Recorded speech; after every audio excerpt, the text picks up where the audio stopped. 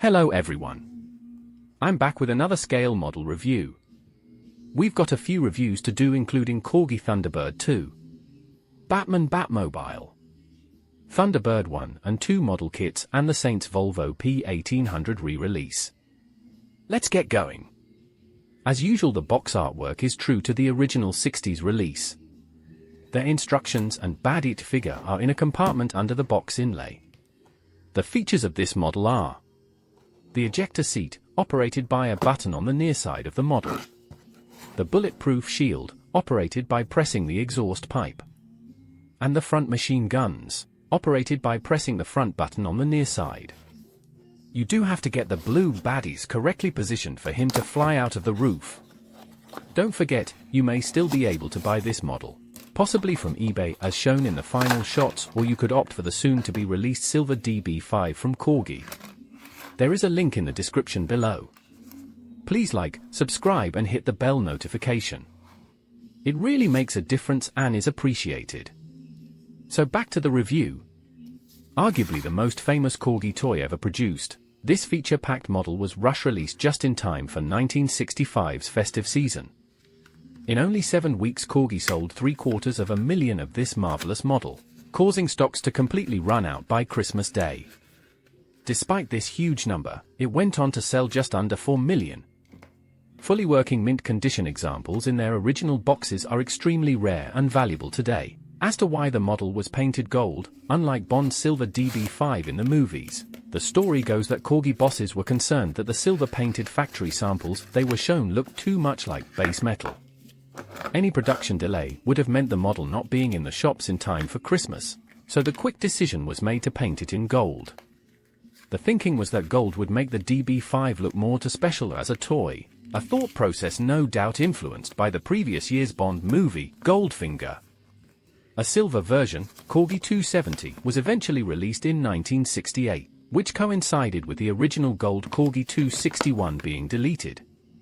It hasn't been faithfully replicated until now, making the Corgi Model Club Edition something very special, especially as it comes in a perfect facsimile of the original box and packaging, complete with the much sought-after secret instructions, a 007 lapel sticker, and that all-important spare baddie.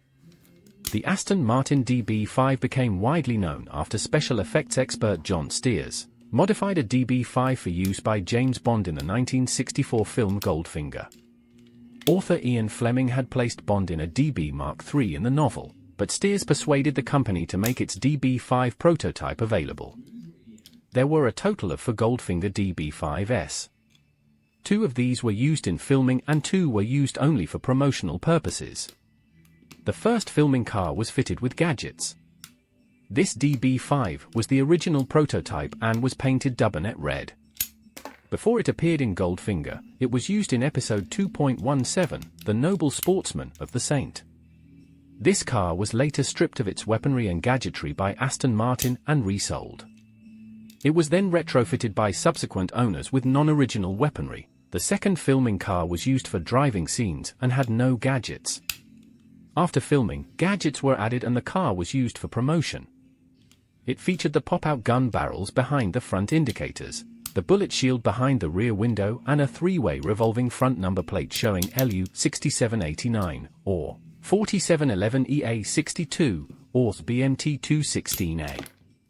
In 2010, RM Auction sold this car for $4.6 million. The DB5 was described as the most famous car in the world, and sales of the car subsequently increased. After Goldfinger, the Aston Martin DB5 became closely associated with the James Bond franchise. The same car, registration BMT 216A, was used again in the next film, Thunderball, a year later. A different DB5, registration BMT 214A, was used in the 1995 Bond film GoldenEye, in which the car was Bond's personal vehicle and had no gadgets, although it did come equipped with a champagne cooler in the armrest and a fax machine. Another silver birch DB5 with the original registration BMT 216A was used in the 23rd James Bond film, Skyfall, at the time of the 50th anniversary of the release of the first Bond film, Dr. No, in 1962. The car is destroyed in the film's climactic finale. The car was also featured in the next Bond film, No Time to Die, released in October 2021.